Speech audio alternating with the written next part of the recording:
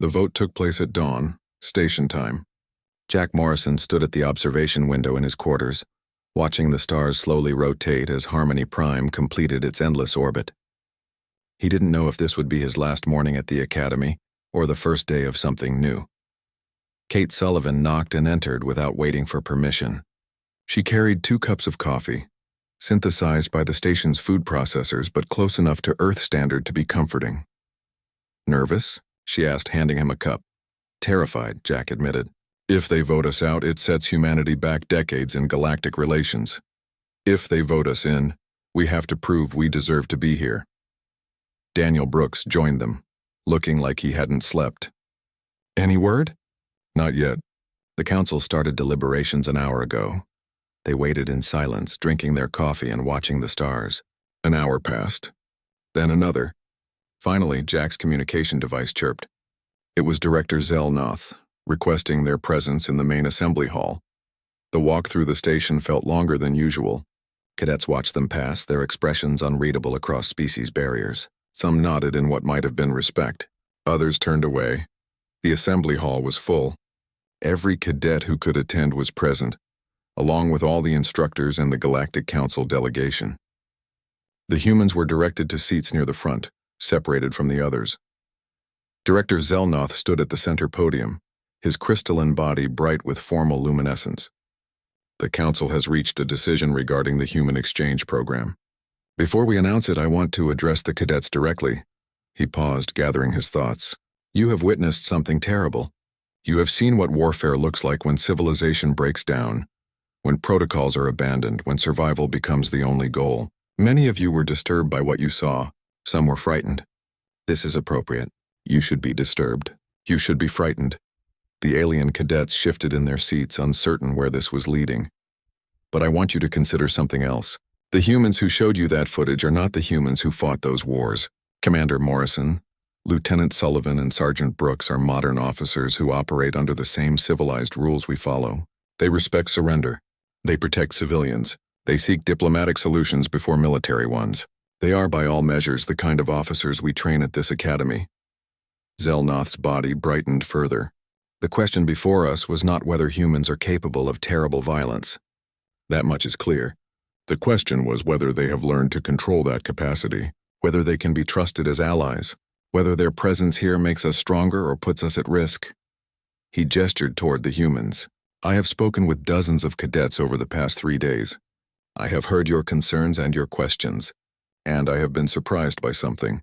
Many of you, after speaking with the humans, came to respect them, not because of their capacity for violence, but because they remember its cost." Professor Krimtal stood, his forearms extended in a formal gesture. "I have taught military history for 70 years. I thought I understood warfare. But the humans taught me something new. They taught me that protocols exist not because war is safe, but because war is terrible. We follow rules because we remember, even if distantly, what happens when there are no rules. Humans remember more recently, more clearly. That makes them valuable teachers."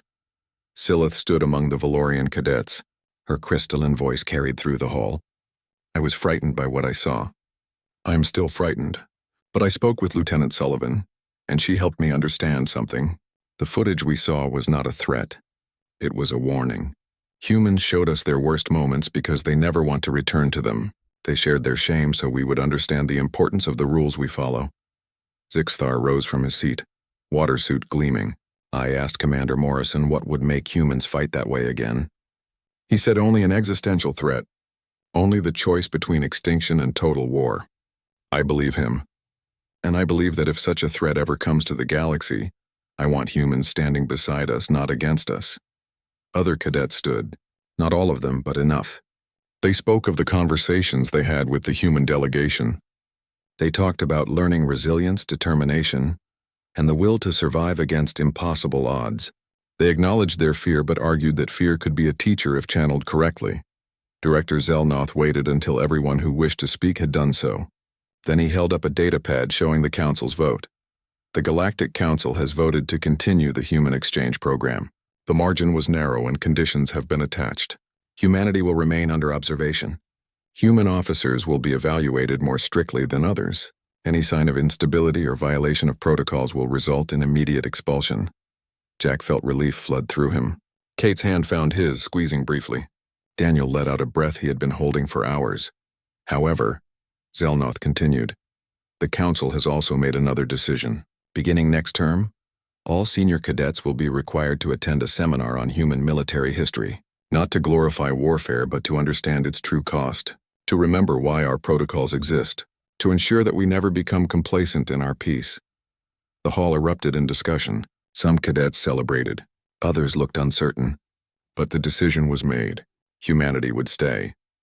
After the assembly, smaller groups approached the human delegation. Krell, the massive Threxian, extended all four arms in a gesture of respect. I judged you harshly at first. I apologize. You showed us your worst to help us understand your best. No apology needed, Jack said. Your reaction was natural. More cadets came forward. They asked questions about specific battles, about how human soldiers found courage in desperate situations, about tactics that worked when everything else failed. The conversation shifted from fear to curiosity to genuine interest. That evening, training resumed with a different atmosphere. The alien cadets no longer avoided the humans. Instead, they sought them out, wanting to learn. During tactical simulations, they asked Jack to explain how humans would approach the scenario if protocols didn't apply. They asked Kate about maintaining morale in hopeless situations. They asked Daniel about fighting when outnumbered and outgunned. The humans answered carefully, always emphasizing that these were last resort tactics. That following protocols was always preferable. But they also shared the hard lessons Earth had learned through blood and suffering. How to fight when everything went wrong. How to survive when survival seemed impossible. Weeks passed. The academy settled into a new normal. Human officers were integrated into the training program fully. They taught specialized courses in extreme survival tactics, asymmetric warfare, and psychological resilience. The alien cadets learned that humanity's greatest strength wasn't violence, but the refusal to quit even when quitting made logical sense. One night, Jack stood at the observation window again, reflecting on how far they had come. Kate joined him, as had become her habit. Do you think they really understand? She asked. Some do. Others are still processing. But they're trying, and that's what matters.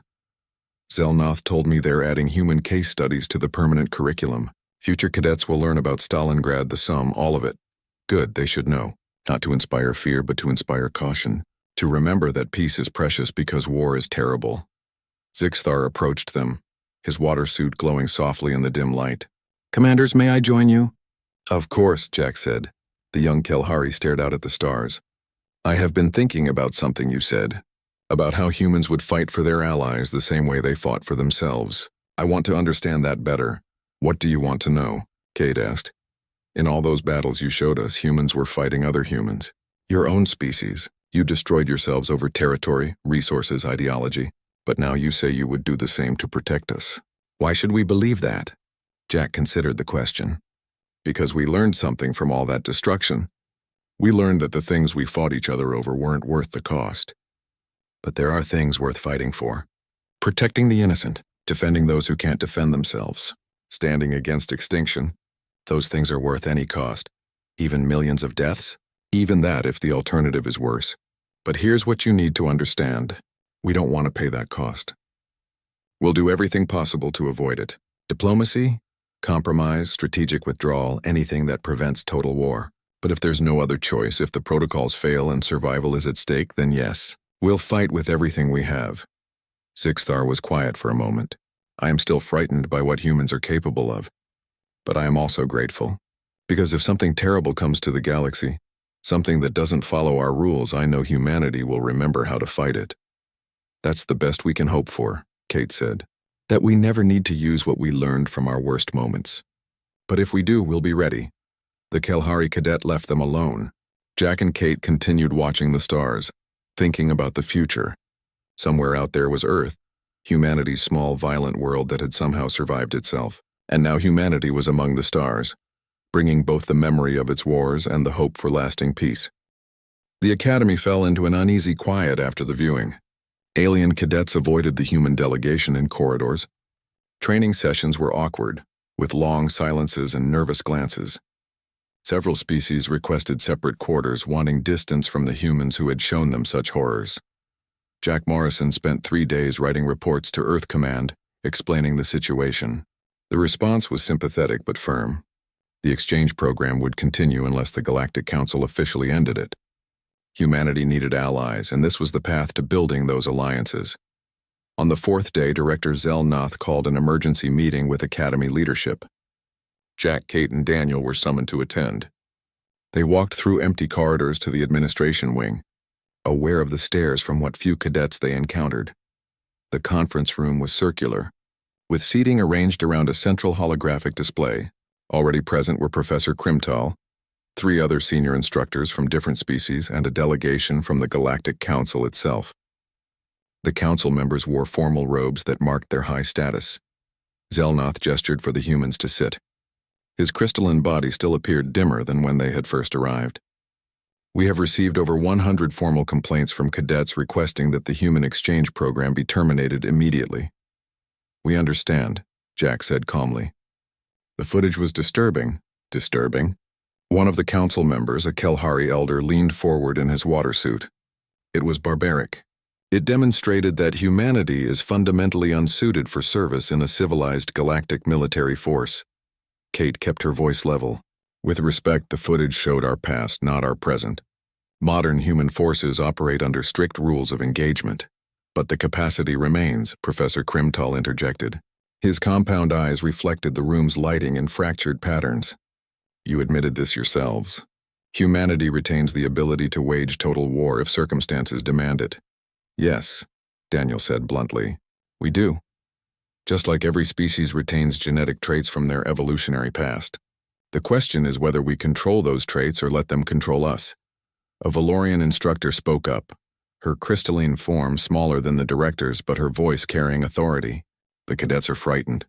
Some are requesting transfers to different training facilities.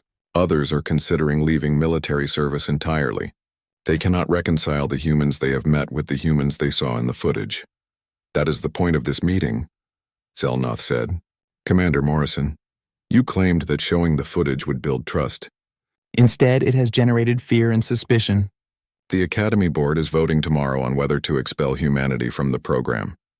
Jack had expected this.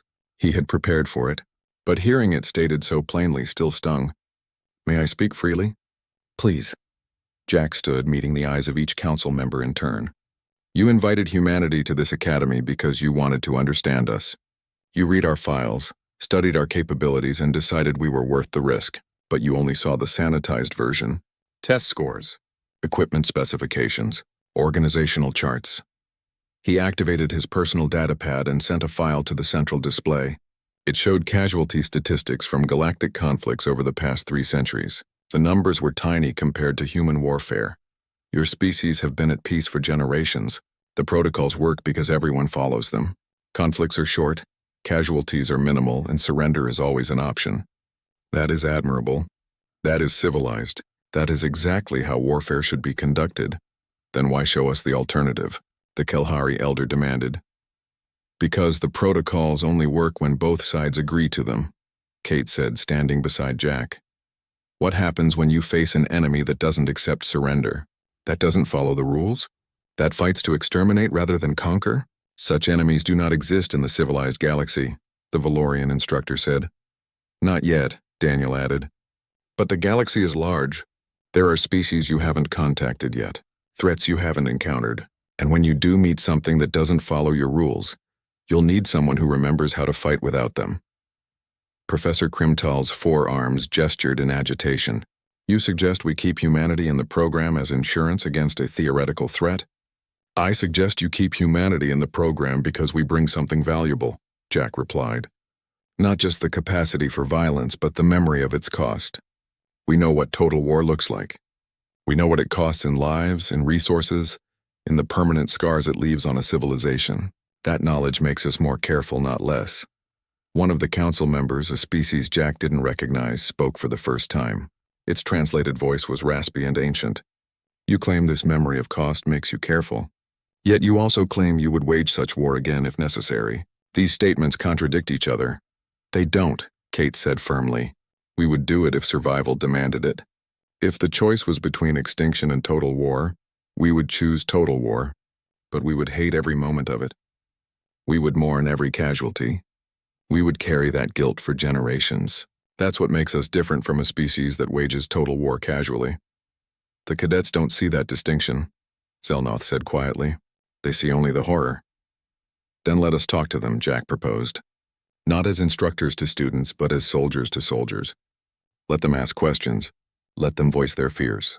Let us explain not just what we did, but why we survived it. The council members conferred among themselves in low voices, their various forms of communication creating a strange symphony of sounds and gestures. Finally, the ancient counselor nodded. Very well. We will delay the vote for 3 days. Commander Morrison, you and your delegation will meet with the cadets in small groups. Answer their questions honestly.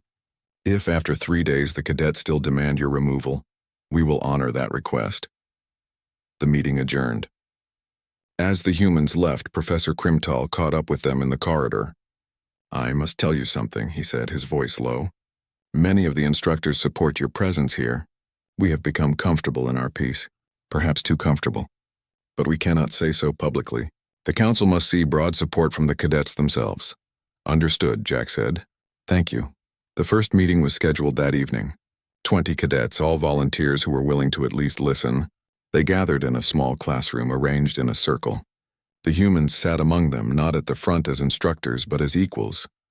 Zixthar was there, his water suit clear now, stress levels normal. So was Krell, the massive Threxian. Silith, the Valorian who had left during the viewing, had also returned. For a long moment, no one spoke. Then Silith's crystalline form flickered with soft colors. I need to understand something. When you showed us that footage, when we saw millions dying, did you feel anything? Kate answered. Horror. Sadness, shame that our species was capable of such destruction.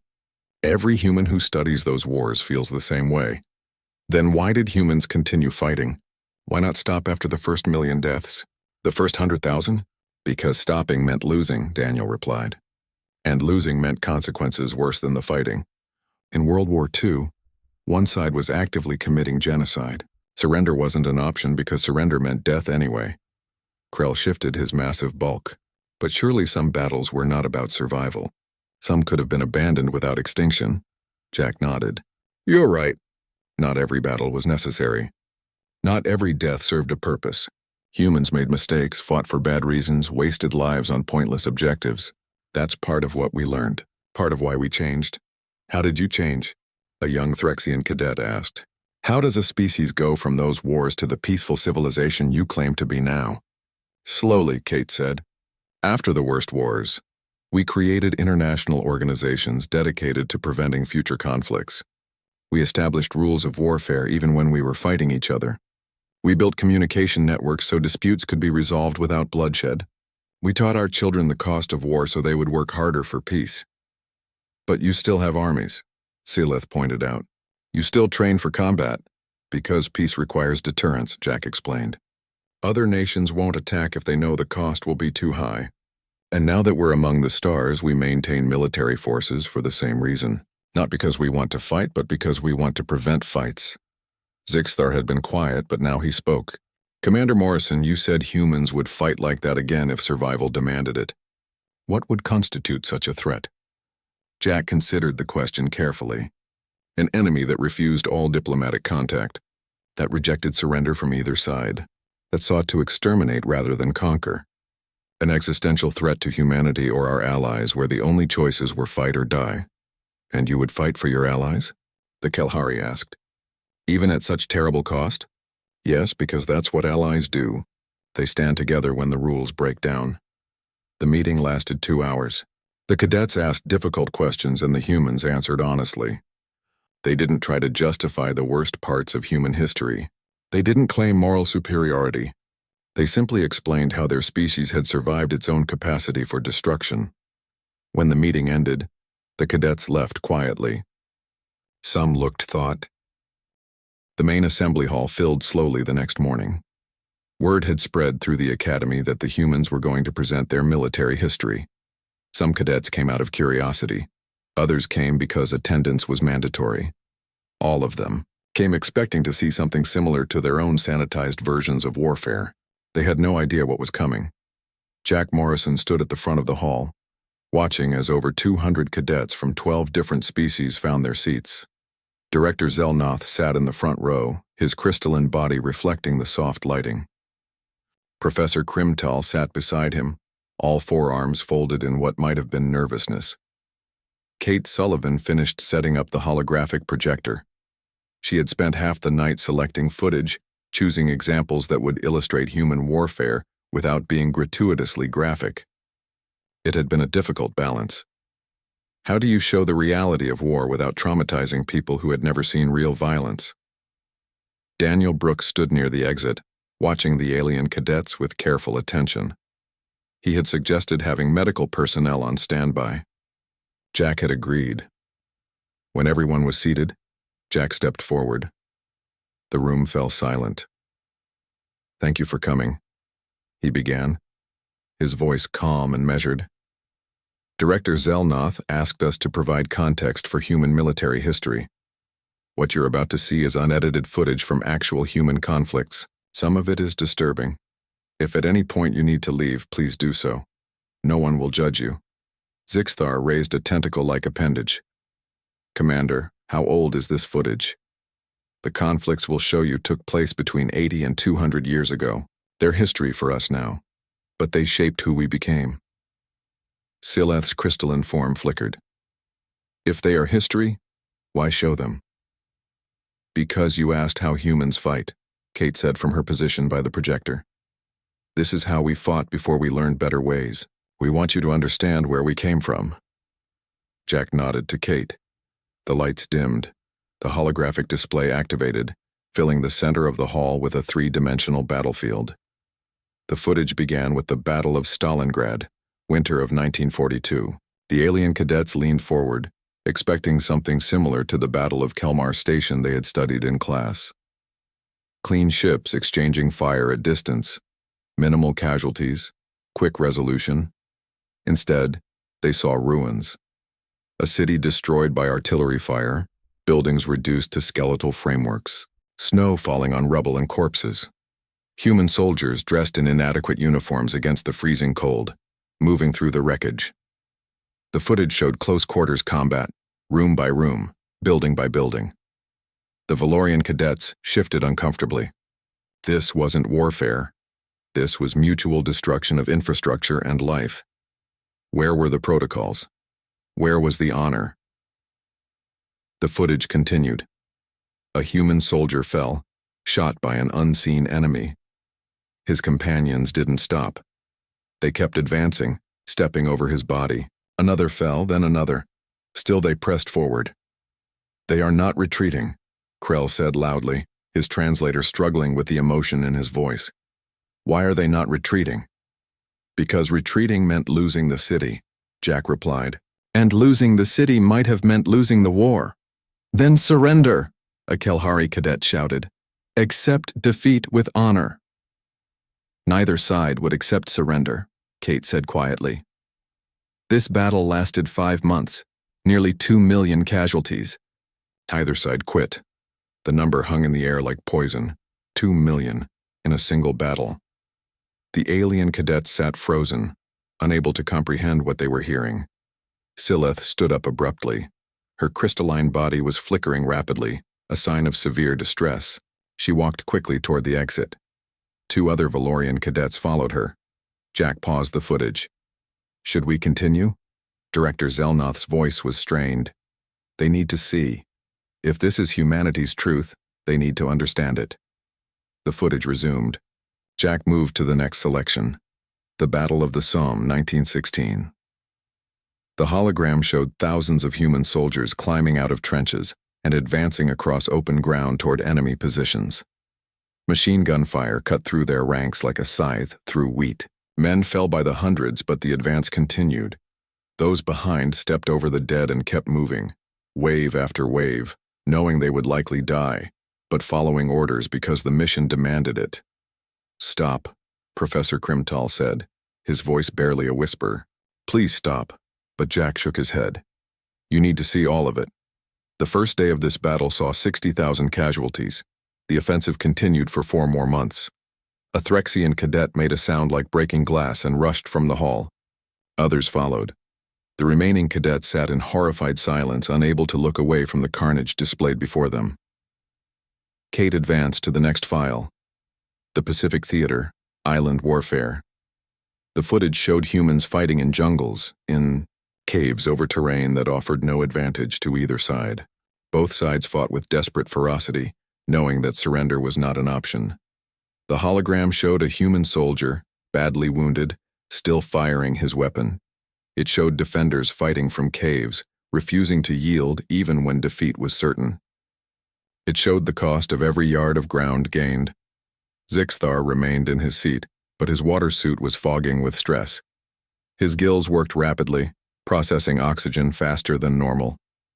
"This is not war," he said. "This is extinction. You should have destroyed yourselves." "We almost did," Daniel replied from his position by the door. "But almost isn't the same as actually doing it." More cadets left. The hall that had held 200 now had fewer than half that number. Those who remained seemed unable to move, transfixed by the horror displayed before them. Jack showed them more. Normandy, Okinawa, the siege of Leningrad. Each example illustrated the same point. Humans fought when victory was uncertain. They fought when casualties were unsustainable. They fought when any rational species would have surrendered. And somehow they survived. Finally, the presentation ended. The holographic display faded and the lights came back up. The remaining cadets sat in stunned silence. Some were shaking. Others had their equivalent of tears running down their faces or carapaces or environmental suits. Director Zelnoth stood slowly. His crystalline body had lost its luster, appearing dull and gray. "I did not believe the casualty figures were accurate. I thought there must be an error in translation. But seeing this, I understand. Humanity truly did fight such wars." "We did," Jack confirmed, "and we paid a terrible price for it." "Why?" Krell asked, his forearms spread in a gesture of helplessness. "Why not surrender? Why not accept defeat and preserve life?" Kate stepped forward. "Because sometimes the cost of surrender is higher than the cost of fighting. Some of these battles were about survival. Surrender meant slavery, meant extinction, meant the end of everything we valued, so we fought." "But you learned," Zelnoth said, almost pleading. "You learned to stop fighting this way." "We did," Jack agreed. "Modern human conflicts follow strict rules. We value life now. We seek diplomatic solutions. We accept surrender and offer it when necessary. But the capacity remains. The willingness to fight without limits if survival demands it, that is still part of who we are." A young Valorian cadet who had stayed through the entire presentation raised a crystalline appendage. "Are all humans capable of this?" "All species are capable of it," Daniel replied. "Humans just had to learn how more often than most. We evolved on a difficult world, competed with each other for resources, and spent thousands of years at war. It shaped us, made us tough, made us willing to endure things that other species would consider unbearable." Professor Krimtal finally spoke, his voice shaken. "I have studied warfare for 70 years. I have taught tactics, strategy, and military history to thousands of cadets, but I have never seen anything like this. This is beyond war. This is mutual annihilation." "Yes," Jack said simply. "And that's why humans are so committed to peace now. We know what the alternative looks like. We've lived it. We've bled for it. We've counted the bodies and tallied the cost. We don't want to go back to that. Ever." "But you could," Zelnoth said quietly. "If circumstances demanded it, humanity could wage such terrible war again. If the choice was extinction or fighting this way, yes, we could. We would. Because survival is more important than honor, more important than protocol, more important than anything else." The remaining cadets began filing out slowly, moving like people in shock. They didn't speak to each other. They didn't speak to the humans. They simply left, carrying with them images that would haunt them for the rest of their lives. When the hall was nearly empty, Zixthar approached Jack. The young Kelhari's water suit was still fogged, his gills working overtime. I do not know if I can train alongside humans anymore. I am frightened of what you are capable of. Jack met his eyes through the transparent faceplate. That's understandable, but consider this. Everything you saw today, all that horror, all those deaths, they happened because humans were fighting other humans. We turned that capacity on ourselves. Now imagine having that capacity directed at protecting our allies instead of destroying them. The Kelhari cadet thought about that, then slowly nodded and left. Only Director Zelnoth remained. He stood in the empty hall with the 3 human officers, his crystalline body still dull and gray. I may have made a mistake, he said quietly. Inviting humanity to this academy. Your species is too dangerous. The first week at the academy passed smoothly. The human delegation attended classes alongside alien cadets, learning about galactic military protocols, peacekeeping procedures, and diplomatic intervention strategies. Everything was structured, organized, and remarkably gentle by human military standards. Jack Morrison sat in his first tactical assessment class, taught by Professor Krimtal, a distinguished Threxian officer with silver markings on his carapace that indicated advanced age and experience. The professor moved around the holographic display with practiced ease, his forearms gesturing at different elements of the simulation. Observe the Battle of Kelmar Station, Krimtal said, his translated voice carrying authority. 2 fleets met in disputed territory. The conflict lasted 4 hours. The hologram showed ships maneuvering in space, exchanging fire with careful precision. Shields flickered and a few ships reported damage. Then one fleet pulled back, transmitted a formal surrender, and both sides disengaged. Casualties? One of the Valorian cadets asked. 17 injured, none fatally, the professor replied. An acceptable outcome. Both sides followed protocol. Honor was maintained. Jack kept his expression neutral. 4 hours, 17 injuries. They called that a battle. He had been in firefights that lasted longer and cost more lives. But he said nothing. He was here to learn their way, not to judge it. Kate Sullivan sat beside him, taking notes on her datapad. During a break, she leaned over and whispered, "This is going to be a culture shock when they see our history." "If they see it," Jack replied quietly. But the moment came sooner than expected. After class, Cadet Zixthar approached the human officers. His water suit bubbled slightly as he moved, gills working steadily behind the transparent faceplate. "Commander Morrison," the Kelhari said politely, "may I ask about human military history?" Jack nodded. "Of course. What do you want to know?" "Your species achieved faster than light travel only 70 years ago, correct?" "That's right. We're pretty new to the galactic community. But you had military forces before that. How did they operate without contact with other species?" Jack chose his words carefully. "Humans fought each other. Our nations had conflicts over resources, territory, and ideology. It was how we settled disputes before we developed better methods." Several other cadets had gathered now, listening with interest. Silath, the delicate Valorian, tilted her head in a gesture of curiosity. "How were these conflicts resolved?" "Surrender, usually. Treaties. Sometimes one side would win decisively enough that the other had no choice but to accept terms." "And casualties?" Krell asked, his massive frame looming over the smaller cadets. "Were they similar to the Battle of Kelmar Station?" Daniel Brooks had joined the group. He pulled out his data pad and brought up basic statistics. "Depends on the conflict. Some were small. Others were larger. How much larger?" Zixthar asked. Daniel glanced at Jack, who nodded. The largest human conflict, World War II, resulted in approximately 70 million deaths over 6 years. The silence that followed was absolute. The alien cadet stared at the human sergeant as if he had spoken in an unknown language. Silith's crystalline body flickered with what might have been distress. 70 million, she repeated. "That cannot be correct. No species could survive such losses." "We almost didn't," Kate said softly. "But we did, and we learned from it." Professor Krimtal had approached the group, drawn by the sudden quiet, his compound eyes fixed on the data pad in Daniel's hands. He took it, studied the numbers, and all 4 of his arms went still. "These figures must be in error," he said firmly. "The largest recorded conflict in the last 1,000 years of galactic history resulted in approximately 2,000 casualties. This says 70 million. It's accurate," Jack confirmed. Human conflicts were brutal before we developed the international systems that brought peace to Earth. Krell spoke up, his voice rough. How does a species continue after losing so many? Your civilization should have collapsed. Some did, Jack admitted, but humanity is resilient.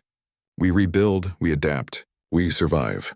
The Threxian professor handed back the data pad as if it might burn him. I need to verify this with the Academy director.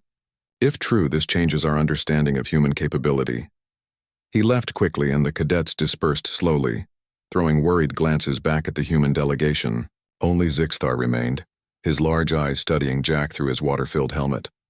Were you in conflicts? The young Kelhari asked. I was. Small regional peacekeeping operations. Nothing like the old wars. Did people die? Yes. War always has casualties, no matter how carefully you try to minimize them. Zixtar was quiet for a moment. I have never seen death in combat. None of us have. The protocols prevent it. We train for scenarios that have never happened in our lifetimes. Jack understood then. These weren't soldiers in the way he understood the term. They were more like police officers trained to manage conflicts that followed predictable rules. They had never faced an enemy that wanted to kill them. They had never had to make the choice between dying or killing first. Your way is better, Jack said honestly. If everyone follows the rules, then war becomes manageable, civilized.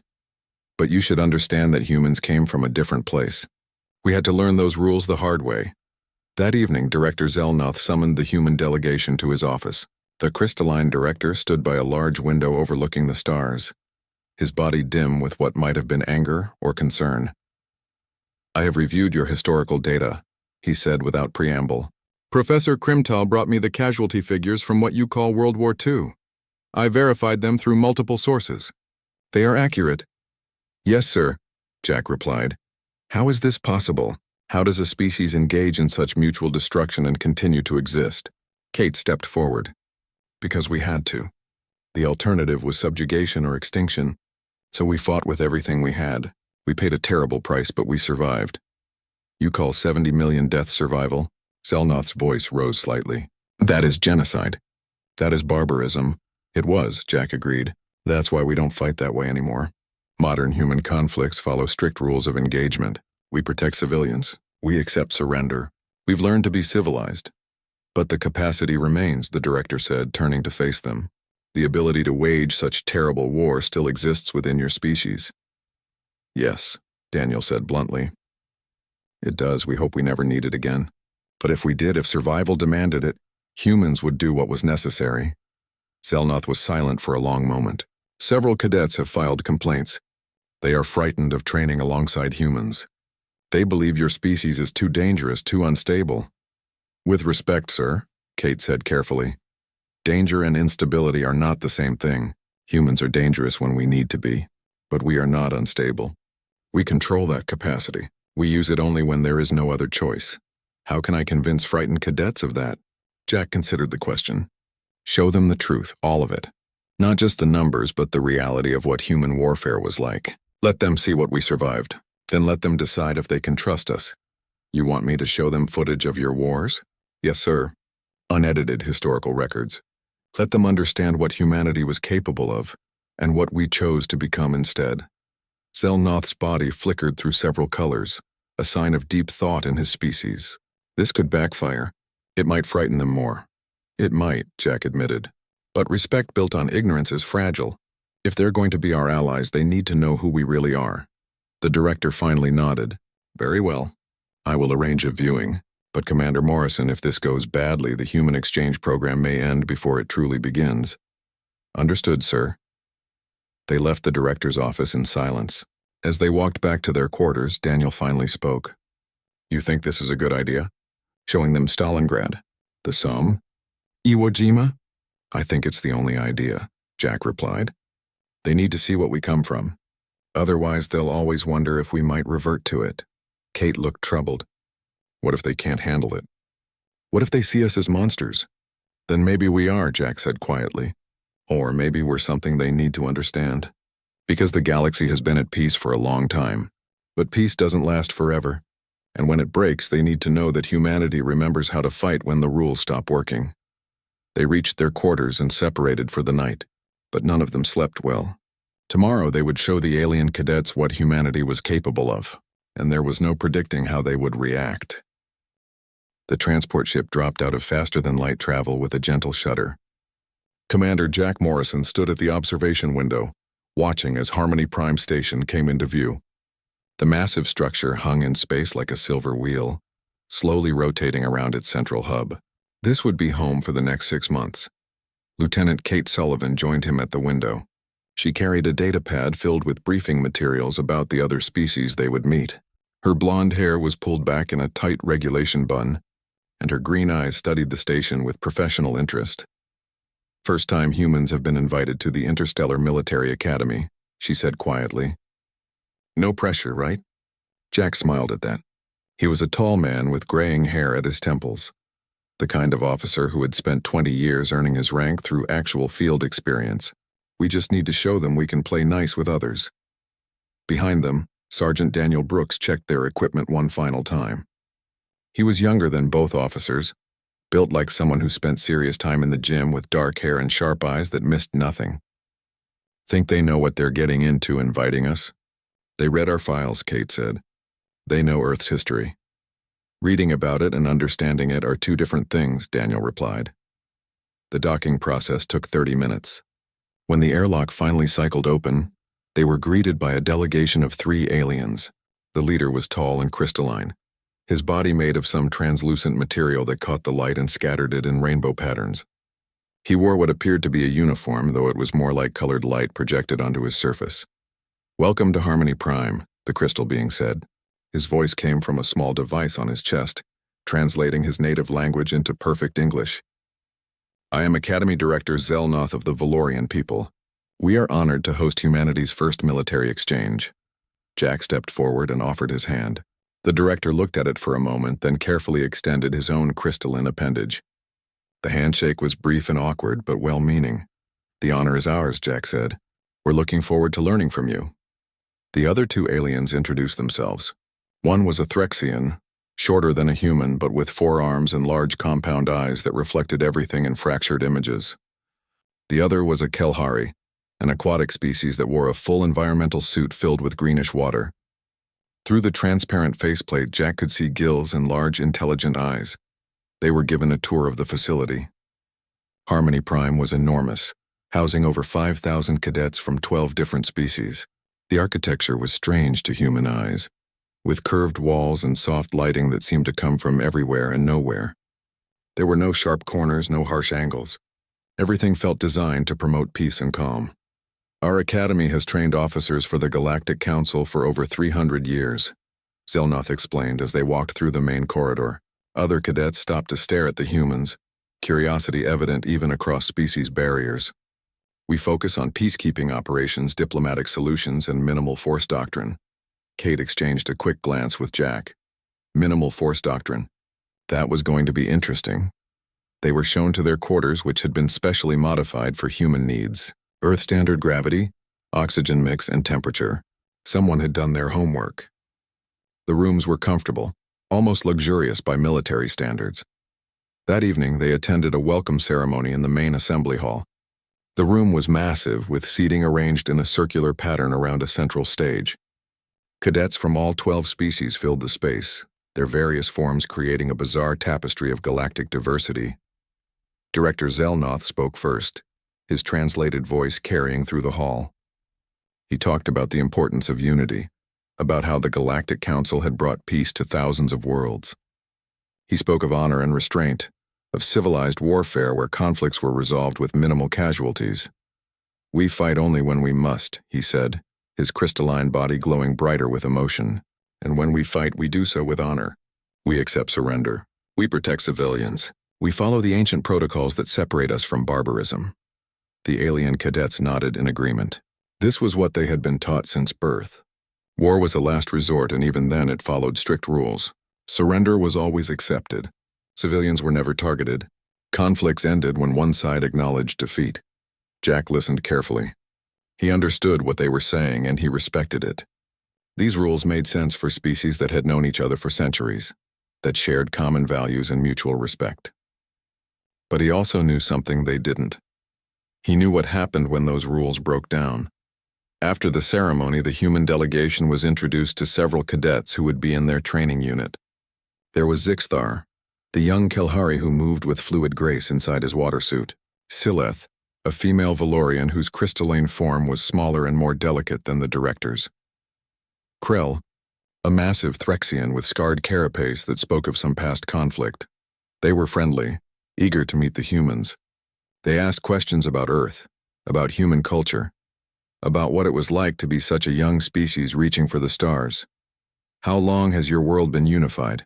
Sileth asked Kate, her voice melodic even through the translator. Kate hesitated. "We're not completely. We have a world government for space exploration and defense, but Earth still has over 100 independent nations." The alien cadets looked confused. "But how do you prevent conflict?" Zixthar asked. "We have treaties, organizations dedicated to keeping peace. It's complicated. Do you still have wars?" Krell asked, all four of his arms crossed in what might have been concern. Daniel answered that one. "Small ones. Regional conflicts. Nothing like the old days, Sileth leaned forward with interest. Jack decided to step in. "Before we unified for space exploration, Earth's nations fought each other. It was part of our history, part of how we learned to work together." "How many conflicts?" the Valorian cadet asked innocently. "Thousands," Jack said simply. "Over thousands of years." The aliens went quiet. "Thousands of wars." The concept seemed to disturb them.